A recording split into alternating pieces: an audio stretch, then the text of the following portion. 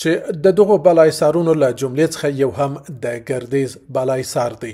د ګردیز بالا حصار چې یو ځانګړی تاریخ لري د پکتیا ولایت په مرکز ګردیز ښار کې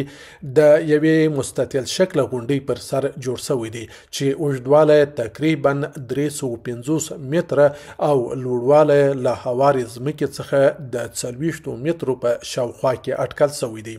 چار چاپیره مورچې تر سترګو کیږي. نوموړی بالای سار له اسلام څخه وړاندې جوړ شوی دی چې په اړه د علومو اکاډمۍ غړي ښاغلي فیضي ملي تلویزیون ته داسې وویل: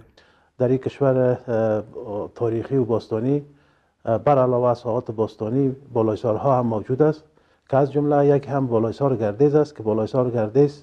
به شکل مستطیل شکل اعمار گردیده 40 متر عرض و 450 متر 350 متر طول می باشه.